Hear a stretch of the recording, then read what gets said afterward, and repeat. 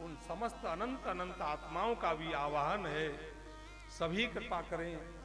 स्वयं भगवान श्री, अब चूंकि हम तो जयपुर से आए हैं और हमारे जयपुर में तो भगवान राधा गोविंद देव जी विराजते हैं, हमारे वृंदावन में श्री बांके बिहारी जी विराजते हैं, हमारे बरसाने में श्री लाडली जी श्री किशोरी जी विराजती हैं, हमारे अयोध्या में भगवान श्री युगल सरकार विराजते हैं, आदि आदि जो भी जिस रूप में हमारे इष्ट हैं, जो भी जिस रूप में हम उनको स्मरण करते हैं, वो सभी हमारे ऊपर कृपा करें, ऐसा सबके चरणों में आप निवेदन कीजिए। सभी संत ब्राह्मणों के चरणों में आप निवेदन कीजिए। श्री हनुमंत लाल जी महाराज के श्री चरणों में आप निवेदन कीजिए। भगवान भोलेनाथ के श्री चरणों में आप निवेदन कीजिए। बड़ी कृपा है, बड़ी विशेष अनुकंपा है।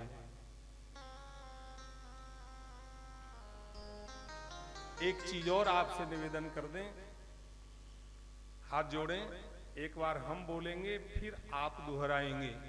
प्रायः हम 7 दिन में ऐसा बुलवाया करते हैं। एक तो हम चूंकि अब ब्रज से रिलेटेड हैं, इसलिए जय श्री राधे बोले, बहुत जोर से मत बोलिए, धीरे बोलिए, जय श्री राधे। आप बताओ पहली वाली बढ़िया थी कि बाद वाली?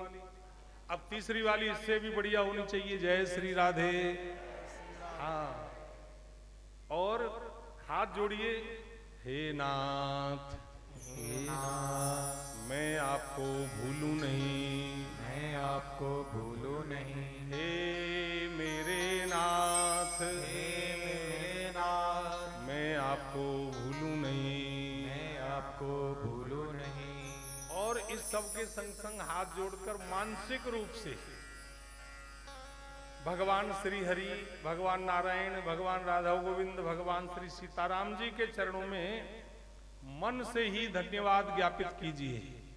हम अपनी भाषा में कहें तो मन से उनको थैंक यू बोलिए कि प्रभु आपने ऐसा योग बना दिया है कि अब हम 7 दिन तक आपके चरणों की उपस्थिति की अनुभूति करेंगे। मन से उनको सब धन्यवाद दीजिए।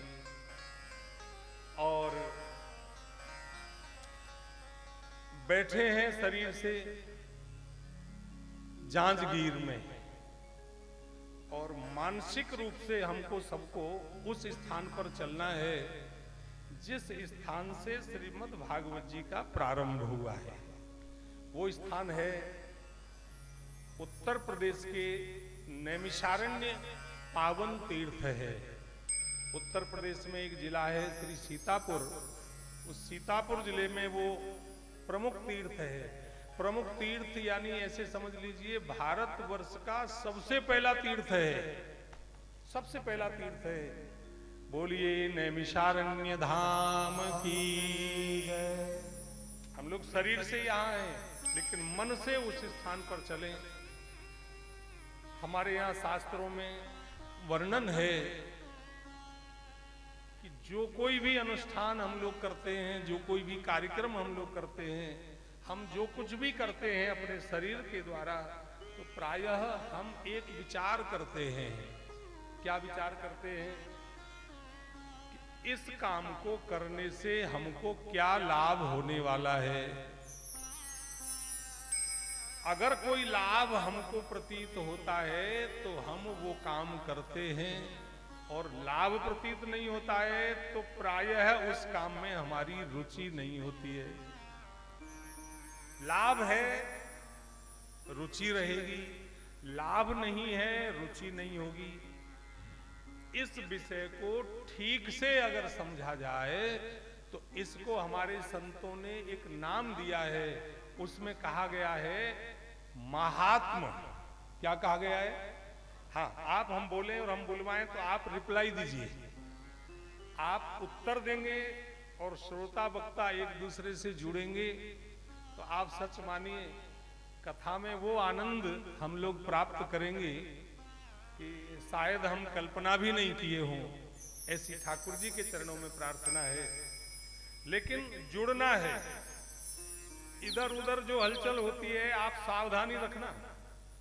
इधर उधर अगर कोई हलचल, ये लोग अपनी व्यवस्था की दृष्टि से कोई इधर, तो अपनी दृष्टि को इनके साथ नहीं घुमाना है।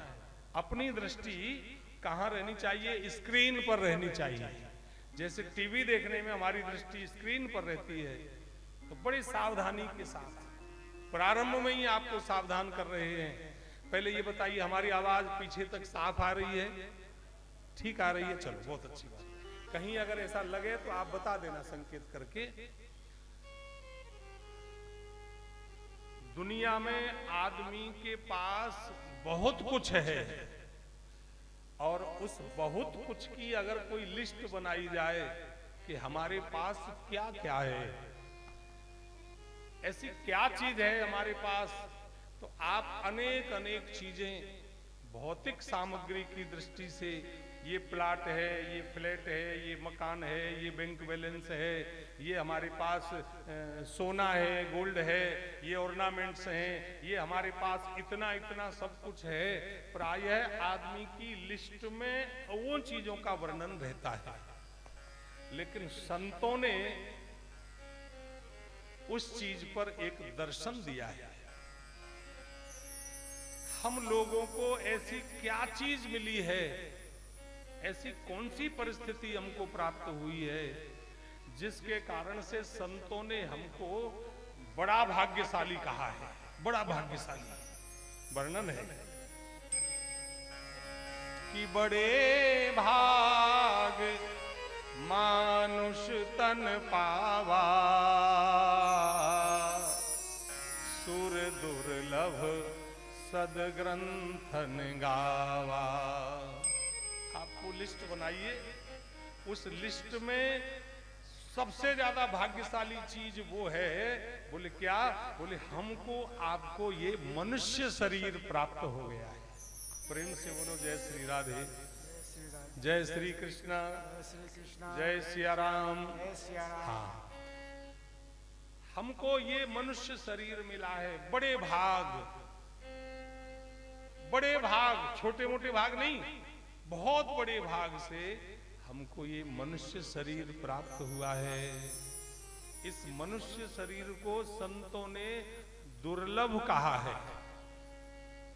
दुर्लभो मानुषो देहे, देहिनाम क्षणभंगुरः, तत्रापि दुर्लभम मन्ये वैकुंठ प्रिय दर्शनम। बोले ये शरीर दुर्लभ है। कैसा है शरीर? बोलिए, दुर्लभ शरीर है, दुर्लभ है। ये बीच बीच में हमको थोड़ा बुलवाने की आदत है, ताकि थोड़ा सा जुड़े रहे हम एक दूसरे से, तो और अच्छा लगेगा। ये मनुष्य शरीर दुर्लभ है। अब दुर्लभ शरीर है, तो दुर्लभ शरीर से जीवन में हमें क्या चीज प्राप्त करनी है, हमको क्षण भर के लिए इस पर विचार करना होगा। शरीर तो दुर्लभ है, हमारी प्रयास से नहीं मिला। ये शरीर हमारे आपके प्रयास से नहीं मिला है। वर्णन है, कबहु की करी करुणा नर देहि, कबहु की करी करुणा नर देहि, कबहु की करी करुणा नर देहि, कबहु की करी करुणा नर देहि, देतईस बिनु हेतु सनेहि, देतईस बिनु हेतु सनेहि। बड़े भाग मानुष तनु पावा, बड़े भाग मानुष तन पावा, सुर दुर्लभ सदग्रंथ गावा, सुर दुर्लभ सब ग्रंथन गावा। बड़े भाग, बड़े भाग्य से ये शरीर मिला है।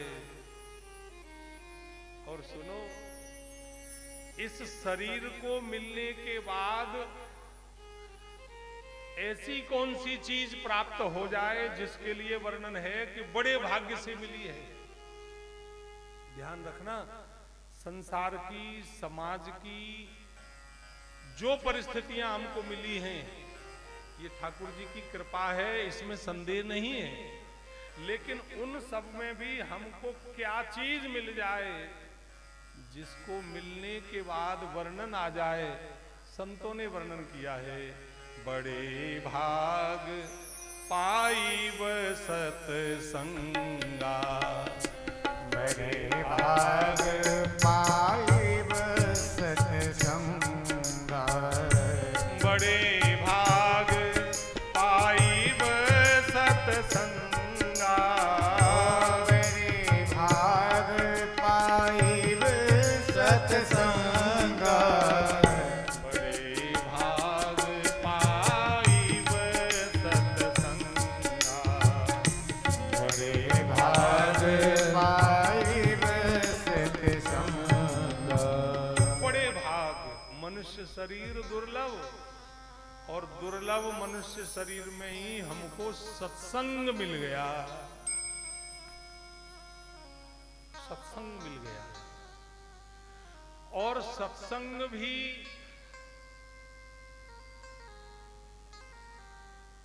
घर बैठे मिल गया। कहां मिला? घर बैठे। घर छोड़कर जाएं, काम धंधा छोड़कर जाएं, 4 दिन, 6 दिन, 8 दिन, हो सकता है कि वहां पर उतना हम बार बार चिंतन इधर का हो। घर बैठे सत्संग मिल गया। और ये मानव स्वभाव है कि जो चीज जितनी सुगमता से मिल जाती है, आदमी उसका उतना आदर नहीं करता है। जितनी दुर्लभता से मिलेगी, हमारे हाथ में कोई हीरे की अंगूठी हो, वो हीरे की अंगूठी अगर खो जाए बेचैन हो जाए, और अगर प्रयास करने से घंटे, 2 घंटे, 4 घंटे बाद मिल जाए तो फिर वो इतना संभाल कर रखेगा कि भाई अब ये खोनी नहीं चाहिए। ये दुर्लभ है शरीर, दुर्लभ, इतना दुर्लभ है, इतना दुर्लभ है। भागवत जी में तो वर्णन है, देवताओं को भी दुर्लभ है। देवता हमसे, आपसे हर बात में श्रेष्ठ हैं, हर बात में श्रेष्ठ हैं। हम और आप तो कितना ही स्नान कर लें, कितना ही सुगंधित द्रव्य का प्रयोग कर लें, फिर भी हमारे शरीर में से दुर्गंध युक्त। लेकिन देवताओं का शरीर आप देखिए, उनमें कहीं दुर्गंध है ही नहीं। इतने इतने दिव्य शरीरों को प्राप्त करके भी भागवत जी में वर्णन है, वो देवता भगवान से प्रार्थना करते हैं कि अहो अमीशां किमकारि शोभनम प्रसन्नेषां स्वदितः स्वयं हरि। वो देवता भगवान से प्रार्थना करते हैं, प्रभु अगर हमारा कोई सत्कर्म बाकी रहा हो तो आप एक काम कर दीजिए। बोले क्या? बोले हमको मनुष्य शरीर प्रदान कर दीजिए। क्या दे दीजिए? मनुष्य शरीर। और सुनो, मनुष्य शरीर भी भारत भूमि में, अमेरिका में नहीं, चीन में नहीं, किसी दूसरे देश में नहीं। आप देखिए भारत भूमि की महिमा देखिए, जितने अवतार हुए हैं वो सारे के सारे। कभी आपने सुना कि कृष्ण अवतार अमेरिका में हुआ हो? कभी आपने सुना कि राम अवतार चाइना में हुआ हो? हमारे जितने भी भगवान के अवतार हुए हैं वो सारे के सारे अवतार भारत भूमि में हुए हैं। हमारी जो भूमि है ना, ये भारत, इसीलिए हमारी इस भूमि को ये हमारे रामकृष्ण जैसे अवतार प्रदान करती है। इसलिए हमारी इस भूमि को भारत माता कहा जाता है। क्या कहा जाता है? एक बार जोर से उद्घोष करेंगे, बोलिए भारत माता की जय। पूरे उत्साह से बोलिए भारत माता की। अहो अमीशाम किमकारिशोभनम प्रसन्न येषां स्वदिता स्वयं हरि।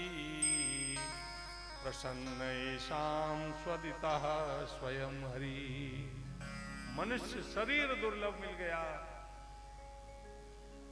और दुर्लभ सत्संग मिल गया, कथा मिल गई। प्रेम से बोलो जय श्री राधे। जय श्री राधे।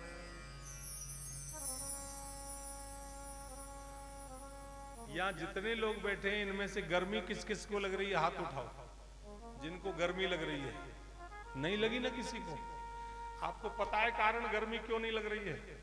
सबको कारण पता है ना? ये हमारी जो बाहर की गर्मी इस समय शांत है, ये किस कारण से है? सबको पता है किस कारण से है, सबको पता है। ये यंत्र बाहर की गर्मी को शांत कर सकते हैं, लेकिन हमारे मन की गर्मी को शांत करने की व्यवस्था इस यंत्र के पास भी नहीं है। हमारे मन की गर्मी को शांत करना है। हमारे भी तो साहब बड़ी बड़ी टेंशन, आप अलग अलग सुनिए, 10 + सन यानी 10 सूरज की गर्मी खोपड़ी में घुस जाए, उसका नाम टेंशन। कितनी टेंशन हम लोग लिए बैठे हैं। इस गर्मी को शांत करने के लिए भगवान की कथा ही एसी का काम करती है, वो शांत। तो सबसे पहले हम उस भूमि पर चलते हैं, नैमिषारण्य की पावन भूमि पर। और महात्मा की कथा में सबसे पहले जो श्लोक है ना, प्रथम श्लोक, हाथ जोड़ें, सबसे प्रथम श्लोक आप दोहराएंगे, सबसे अंतिम श्लोक भी हम सबसे बुलवाते हैं। सच्चिदानंद रूपाय सच्चिदानंद रूपाय विश्वोत्पत्त्यादि हेतवे विश्वोत्पत्त्यादि हेतवे तापत्रे विनाशाय तापत्रे विनाशाय श्री कृष्णाय वयं नुमः। श्री कृष्णाय वयं नमः। सच्चिदानंद रूपाय, 3 चीजें हैं, सत, चित और आनंद है। सत, चित और आनंद है। सच्चिदानंद रूपाय विश्वोत्पत्त्यादि हेतवे। विश्व की उत्पत्ति का अर्थ है निर्माण। ये सारी सृष्टि को किसने बनाया? एक उत्तर आएगा, भगवान ने बनाया। बोलो जय श्री कृष्ण। उत्पत्ति करने वाले भगवान हैं और पालन करने वाले क्या उत्तर देंगे? भगवान हैं। पालन करने वाले भी भगवान हैं। और इस सृष्टि का भगवान के विधान के अनुसार जब प्रलय वाली स्थिति बनती है तो संहार करने वाले भी भगवान हैं। उन भगवान के 3 गुण हैं, सत है, चित है, आनंद है। सत, चित और आनंद 3 स्वरूप हैं। सत का अर्थ है, सीधा सीधा अर्थ समझिए क्षण भर में, सत का अर्थ है सत्य। सत्य। इस संसार में सत्य क्या है? इस संसार में सत्य केवल भगवान है और कोई सत्य नहीं है। कुछ भी सत्य नहीं है, केवल भगवान है। प्रतीत होता है, केवल प्रतीत होता है कि ये सत्य है। आप देखिए ये इतना सब कुछ हो रहा है, ये बिजली जल रही है, वो एसी अपनी हवा, ठंडी हवा दे रहा है, बल्ब अपना प्रकाश कर रहा है, हैलोजन अपना प्रकाश कर रही है। ये सब के सब परिस्थितियां चल रही हैं। इन सब के पीछे मूल चीज क्या है? लाइट। मूल चीज क्या है? अगर अभी लाइट बंद हो जाए तो सारी चीज बेकार। ऐसे ही हमारे इस शरीर के जो अंग प्रत्यंग काम कर रहे हैं, उसके पीछे भी एक तत्व काम कर रहा है। उसके पीछे भी एक तत्व काम कर रहा है। वो तत्व है आत्मा हमारे शरीर में मौजूद है। जैसे हम ऐसे समझ लें कि जैसे ये मोबाइल है, इस मोबाइल में आत्मा क्या है? इसके अंदर जो डली हुई है उसको बोलते हैं वो आत्मा है। अगर वो नहीं हो तो ये मोबाइल बेकार, अगर वो नहीं हो तो मोबाइल बेकार। ऐसे ही हमारा शरीर, आप देखिए व्यवहार में, परिवार में आप देखिए, कभी किसी की कोई मृत्यु हो जाती है तो 2, 4, 6 घंटे भी इसको घर में रखना नहीं चाहते। क्यों जी? 4 घंटे पहले भी तो शरीर वही था और 4 घंटे बाद भी शरीर वही है। लेकिन अब ऐसा क्या हो गया? अब ऐसा क्या हो गया? बोले इसके अंदर जो सत्य चीज थी वो चली गई, वो निकल गई। तो हमारे अंदर सत्य रूप में कौन बैठे हैं? भगवान बैठे हैं। आत्मा के रूप में भगवान बैठे हैं। चेतन है, सत्य चित्त चेतन है, वो परमात्मा चेतन है। हम लोग सो जाएंगे, लेकिन बताओ भगवान सोते हैं कि नहीं?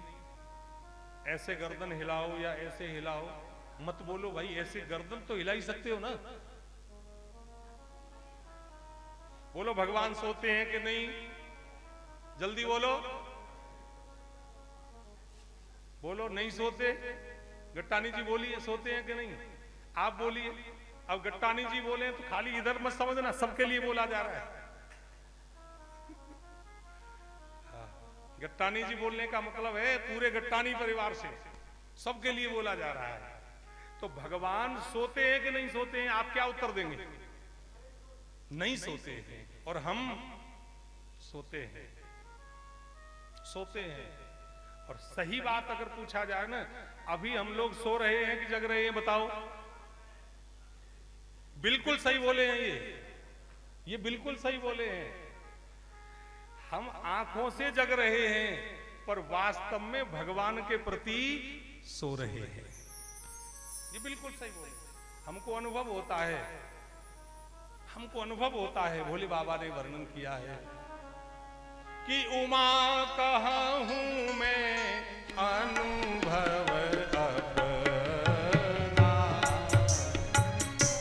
उमा कहाँ हूं मैं अनुभव अपना,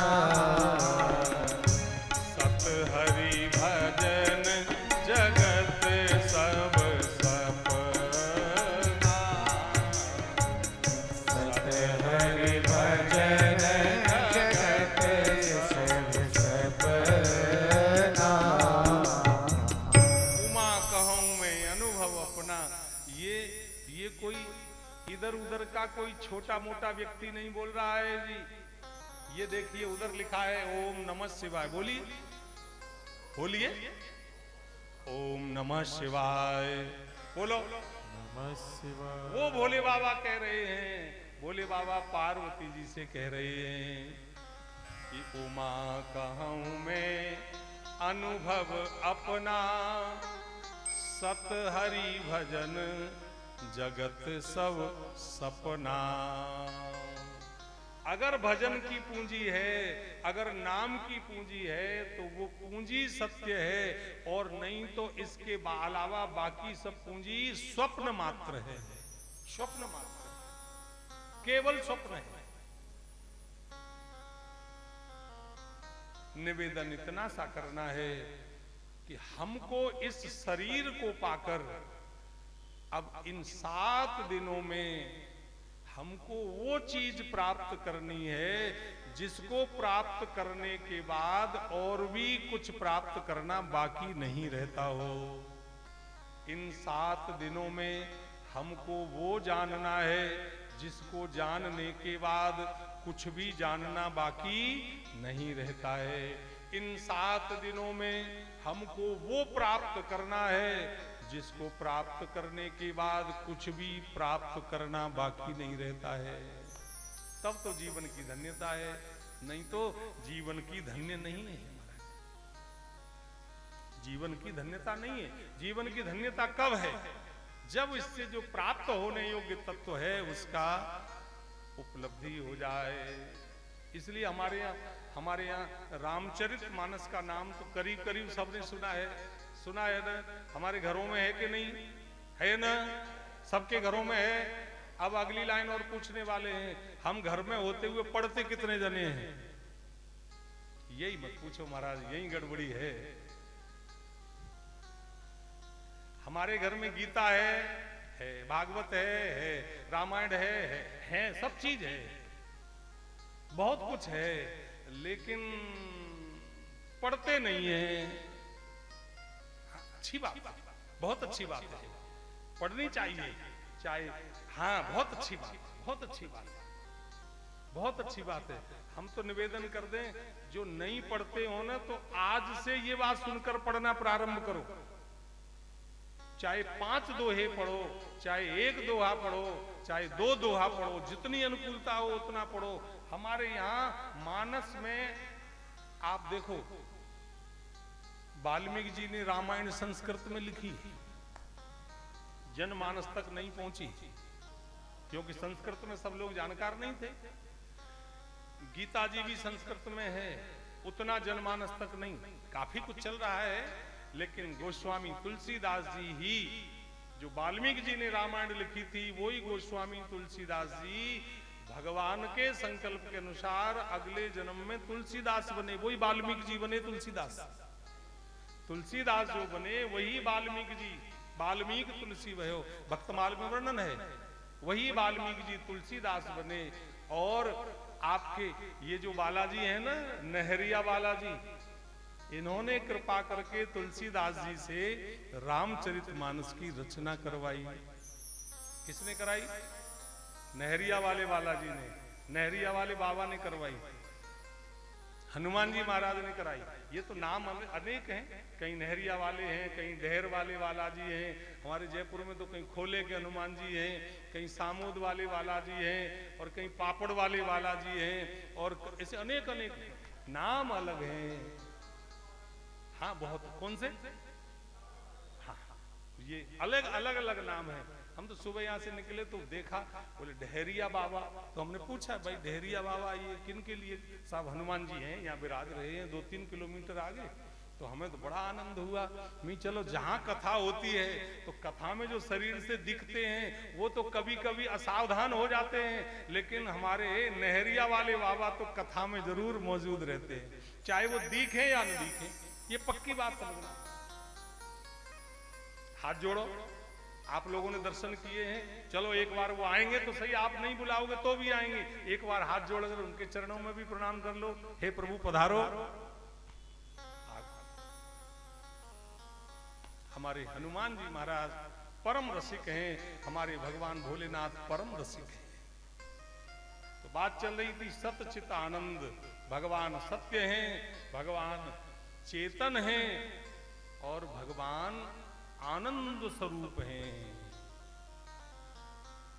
देखो, नंदोत्सव होता है ना कृष्ण जन्म भागवत जी के अनुष्ठान में, तो नंदोत्सव में हम लोग क्या बोलते हैं? नंद के, ऐसा थोड़ी बोलते नंद के कृष्ण भयो, नंद के आनंद भयो। आज तक कितनी बार हम लोग कथाओं में, सत्संग में सम्मिलित होते हैं, लेकिन कहीं भी इस शब्द के अलावा दूसरा शब्द प्रयोग नहीं होता है। नंद के आनंद भयो, नंद के आनंद भयो, और आनंद ने ही आनंद करने के लिए ये कथा आगे आकर के शुरुआत कराई। इसमें भी तो आनंद की ही जो है रूपरेखा है कि नहीं है? बोलो। अब वो आनंद आपकी बगल में है। क्यों जी? राधे राधे। बस ये उत्तर नहीं देते हो आप, ये हमें अच्छा नहीं लगता। प्रेम से बोलो राधे राधे, जय श्री कृष्ण। अभी हम जय श्री कृष्ण वाले स्थान से ही आए, पिछले 1 हफ्ता ही हुआ है। 1 अगस्त से और 7 अगस्त तक नाथ द्वारा में श्रीनाथ जी के चरणों में बैठकर हमको कथा सुनने का आनंद मिला है 7 दिन तक, और पूरे 7 दिन तक नंदोत्सव हुआ। पूरे 7 दिन तक रोज नंदोत्सव हुआ, और पूरे 7 दिन तक भगवान की बाल लीलाओं के अलावा दूसरा कोई विषय नहीं चला। 7 दिन तक बाल लीलाएं चली, और बाल लीलाओं के साथ साथ हमारे जो पुष्टि मार्गीय हैं, जो वल्लभ संप्रदाय के लोग हैं, यहाँ भी हैं मौजूद। हमारा तो हम तो ये जय श्री कृष्ण उच्चारण आज देखिए, सीखना चाहिए हमको। हमारे पास अगर कोई फोन बज जाए तो हम क्या बोलेंगे? हेलो, क्या बोलेंगे? इधर से ये हिल रहे हैं, उधर से वो हिल रहे हैं, तो सारी धरती हिल रही है। लेकिन आप उन पुष्टि मार्ग में देखिए, जाकर के उन गुजरात में देखिए, उन संतों की कृपा का दर्शन कीजिए कि आज अगर फोन की घंटी बजेगी तो सबसे पहले क्या बोलेंगे? जय श्री कृष्ण। क्या बोलेंगे? जय श्री कृष्ण। तो अभी तो कथा शुरुआत हुई है, तो आज से हम लोग संकल्प ले लें कि आज से हेलो हाय करना बंद करेंगे। बोलो, हाथ जोड़ो, बताओ इसमें कोई घाटा है क्या? कोई नुकसान लगता हो तो बताओ। आज से हम ये संकल्प ले रहे हैं कि हमारा फोन बजेगा तो हेलो हाय नहीं करेंगे। क्या? जय श्री कृष्ण। पक्की बात है, मौज हो गई, आनंद हो गया हमारा, आनंद। दुनिया में जितने भी शब्द हैं सबका विपरीत विलोम शब्द मिलेगा आपको। सुख का दुख, हंसी का खुशी, रोना का हंसना, चढ़ना का उतरना, जितने शब्द हैं सबका विलोम मिलेगा, लेकिन आनंद शब्द का विलोम आपको नहीं मिलेगा। ये आनंद परमात्मा हमारे अंदर मौजूद हैं, उनके कारण से हमारे जीवन में ये प्रक्रिया हो रही है। लेकिन हम कभी कभी अपने ऊपर उसको आरोपित कर लेते हैं। जैसे यहां से हम ट्रेन में बैठकर नागपुर गए, बोलो, ट्रेन में बैठकर नागपुर गए, और नागपुर 5-7 किलोमीटर बचा तो हम लोग बोलने लगते हैं, भाई संभालो अपना सामान, नागपुर आ गया। ऐसे ही बोलते हैं ना। आप बताओ, नागपुर आया कि हम नागपुर पहुंचे? बताओ।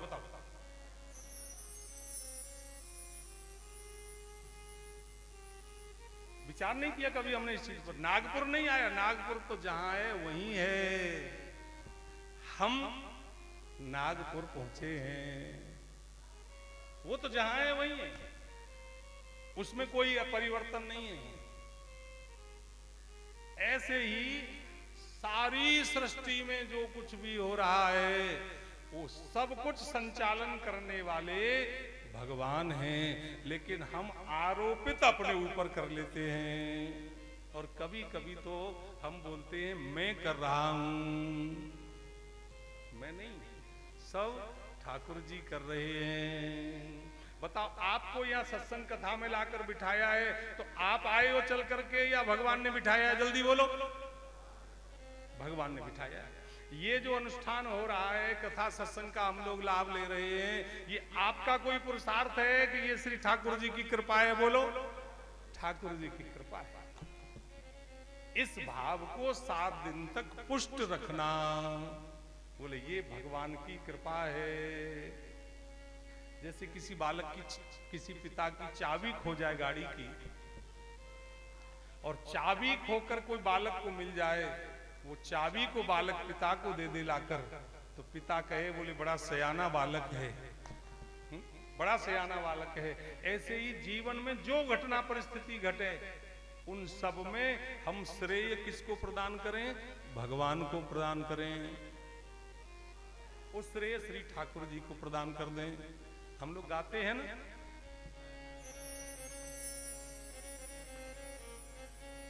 तुम साथ हो जो मेरे, किस चीज की कमी है। तुम साथ हो जो मेरे, किस चीज की कमी है। किसी और चीज की अब दरकार भी नहीं है। किसी किसी और चीज की गाओ अब गाओ सब गाओ। दरकार ही नहीं है। करता नहीं हूँ कुछ जय हो। भी, करता नहीं हूँ कुछ भी सब काम हो रहा है। करता नहीं मैं कुछ भी, सब काम हो रहा है। मेरा आपकी कृपा से सब काम हो रहा है।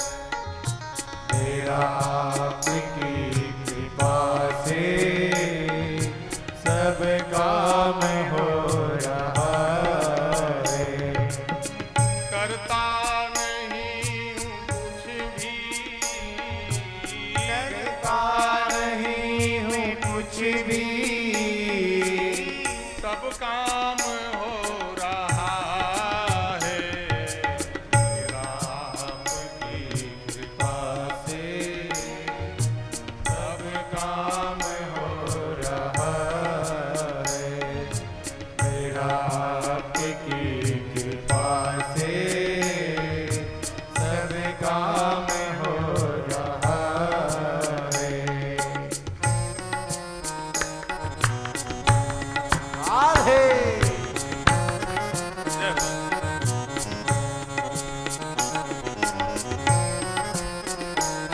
बांके बिहारी लाल की।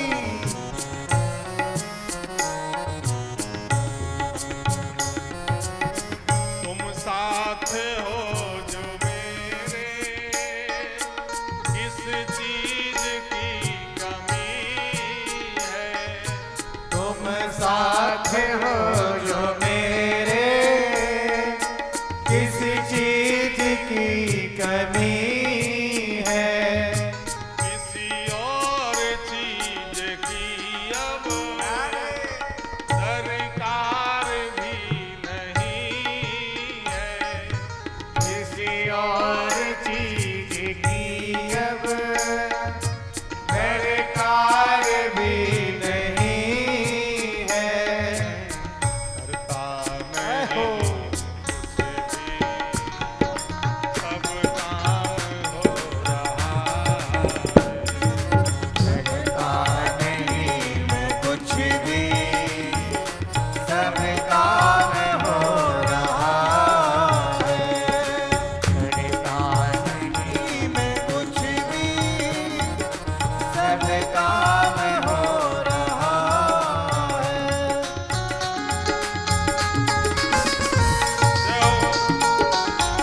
दोनों हाथों की ताली की सेवा करते हुए बल बरसाने वाली की।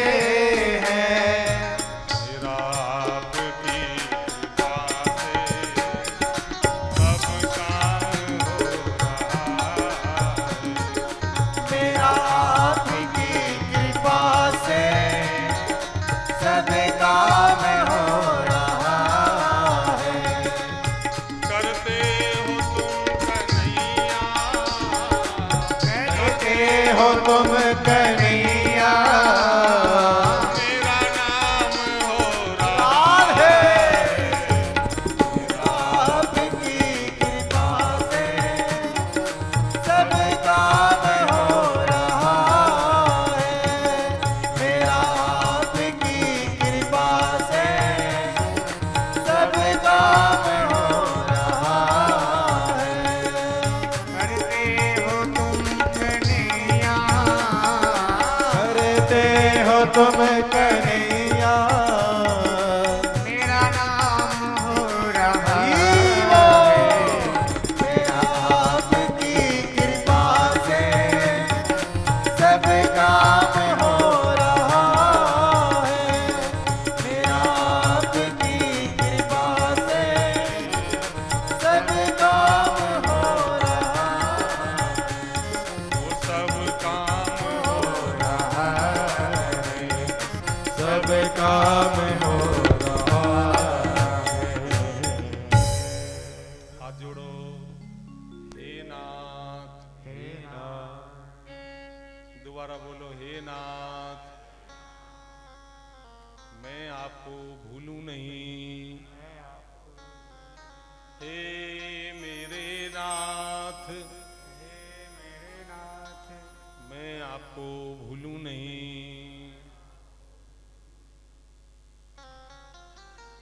मनुष्य शरीर पा लिया, अब वो पाना है जिसे पाकर कुछ भी पाना बाकी न रहे। अब वो पाना है। हमने पहला श्लोक बोला, सच्चिदानंद रूपाय विश्वोत्पत्त्यादि हेतवे तापत्रय विनाशाय श्री कृष्णाय वयम नुमः। वर्णन आया है तापत्रय विनाशाय, उन भगवान की चरण शरण लेने से क्या होता है? बोले 3 प्रकार के ताप नष्ट हो जाते हैं। हमारे आपके जीवन में ताप 3 ही हैं, दैहिक, दैविक और भौतिक। 3 ही ताप हैं। शरीर संबंधी जो कठिनाइयां हैं वो दैहिक ताप के अंदर आती है।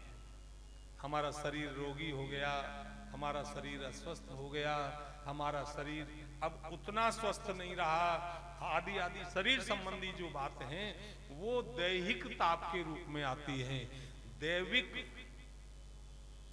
दैविक ताप क्या है? आप किसी से बात करेंगे कि तुम्हारे ये ग्रह तुम्हारे प्रतिकूल चल रहा है, आप ज्योतिषी जी से बात कीजिए, वो आपको मंगल क्रूर है, राहु की दशा चल रही है, शनि की दशा चल रही है, शुक्र आपके ऊपर अनुग्रह नहीं कर रहा है, आदि आदि परिस्थितियां ये सारी की सारी दैविक ताप के रूप में आती है। देखो ये जितने भी ग्रह हैं ना, नवग्रह, ये नवग्रह को भगवान ने काम बांट रखा है। जैसे कोई किसी राज्य का मुख्यमंत्री हो और वो मुख्यमंत्री अपने अपने विभाग बांट दे दूसरे मंत्रियों को, भाई तुमको ये करना है, तुमको ये, तुमको ये। ऐसे ही भगवान ने इन नवग्रहों को काम विभाग बांट दिए हैं। और क्या कहा है? बोले सब जीवों को उनके कर्मों के अनुसार तुम्हें फल देना है। ठीक से समझिए, ठीक है?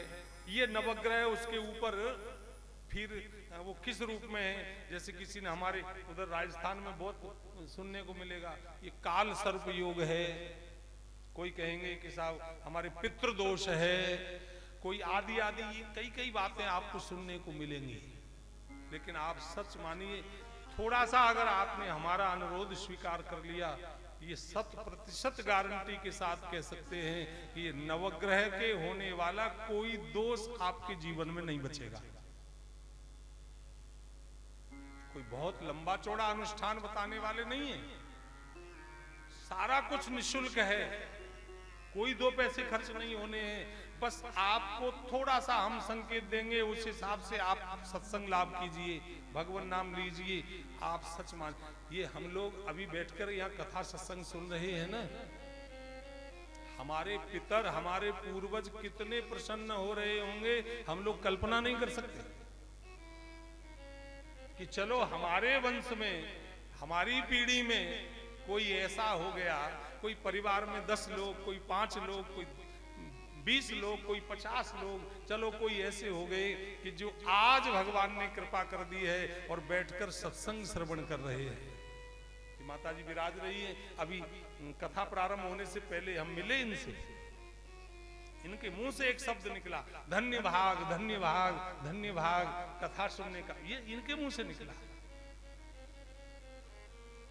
ये साधारण बात नहीं है। हमारे पूर्वज, हमारे पितर कितने प्रसन्न हो रहे होंगे। और आप विचार कीजिए, होता क्या है कि हम करना कुछ नहीं चाहते हैं, खर्चा हमसे कितना ही करा लीजिए, लेकिन हम नहीं कर सकेंगे। आप लोग जप कीजिए, आप लोग अनुष्ठान कीजिए, आप लोग ऐसा ऐसा कीजिए, वो सब ठीक है, लेकिन आप बताइए, हम किसी को यूं कह सकते हैं हम कथा नहीं सुन रहे, हमारे बदले तुम सुन लेना? नहीं कह सकते ना, हमको आना पड़ेगा। और जिस अनुष्ठान को करने में हम खुद लगेंगे, उस अनुष्ठान से हमारे पितर प्रसन्न होंगे। कथा हमको सुननी पड़ेगी, सत्संग हमको करना पड़ेगा, और माला लेकर अथवा बिना माला लिए राम राम भी हमको बोलना पड़ेगा। बताओ, बीमार तो हम हैं, तो कोई पड़ोसी को दवाई खिला दें तो हमको फायदा होगा कि नहीं होगा? जल्दी बताओ। थोड़ा हम ऊंचा सुनते हैं, थोड़ा धीरे बोलो आप। ब्लड प्रेशर हमको है, ब्लड प्रेशर की गोली पड़ोसी को खिला दें तो हमारा बीपी ठीक होगा कि नहीं होगा? जल्दी बोलो। डायबिटीज हमको है, इस गोली को, डायबिटीज को किसी और को खिला दें तो बोलो हमारी डायबिटीज ठीक होगी कि नहीं होगी? नहीं होगी। ऐसे ही हमारे जीवन के जो अमंगल हैं, जब तक हम नहीं लगेंगे तब तक वो अमंगल दूर नहीं होंगे। जब तक हम नहीं लगेंगे। आप ध्यान रखना, मैं सावधान कर दूं, ये 7 दिन का योग बना है। इन 7 दिनों में 1 मिनट भी सत्संग निकल न जाए, ये सावधानी रखना आप लोग। 1 मिनट भी सत्संग हमारे हाथ से छूट न जाए। अगर छूट गया तो वो इतनी हानि हो जाएगी कि हम आपको बता नहीं सकते, हम लोग उसकी अनुभूति नहीं कर सकते। सांसारिक उपलब्धि अगर कोई नहीं हो रही है तो उसका अभाव हमें खटकता है। हमको ये नहीं मिला, हमको ये नहीं मिला, हमको ये नहीं मिला। लेकिन आप विचार करो, किसी दिन भगवान का नाम लेने का अवसर नहीं मिला तो ये कमी हमको खटकती है? जल्दी बोलो, ऐसे करो या ऐसे करो, नहीं खटकती। आज सत्संग नहीं मिला, हमको कभी कमी खटकी? नहीं खटकती। हमको सेवा नहीं मिली, ये कमी, हमको अभाव कभी खटका? नहीं खटका। ये कथा सुनकर यही होने वाला है। लेकिन होगा कब? जब आप एक एक क्षण का सदुपयोग। इसलिए हम सावधान कर दें, कोई जरूरी काम है, उन कामों को कथा प्रारंभ होने के पहले पहले कर लो। कथा समापन के बाद फिर करो, मना नहीं है। लेकिन भागवत में वर्णन है, ये भागवत कोई साधारण चीज नहीं है। ये भगवान, जैसे गंगा जी कहां से निकलती हैं? गोमुख से निकलती हैं, गंगोत्री से निकलती है। कहां से निकलती हैं? गंगोत्री से, गोमुख से निकलती हैं। ऐसे ही श्रीमद् भागवत जी भगवान के श्रीमुख से निकली हुई वाणी है, भगवान के मुख से निकली है। कोई किसी इधर उधर कोई एरा गेरा नत्थु खेरा लिखने वाला नहीं है इसको, भगवान की वाणी है। आप देखिए जाकर, उस गंगोत्री का दर्शन कीजिए, कभी गए होंगे, अभी हमको भी सौभाग्य मिलने वाला है। अभी आगामी 3 अक्टूबर से हमारी कथा गंगोत्री में, वो देखिए। ऐसे ही भगवान की ये जो कथा है भागवत जी, ये जो श्रीमद् भागवत, ये जो भागवत जी हैं, ये भगवान के श्री मुख से निकली हुई वाणी है। किसी ने मनगढ़ंत नहीं लिखा इसको, ये वाणी है। त्रिवेणी है, त्रिवेणी। जैसे गंगा जी गोमुख से निकलती हैं और बहती रहती हैं, बहती रहती हैं, कब तक बहती हैं? जब तक वो सागर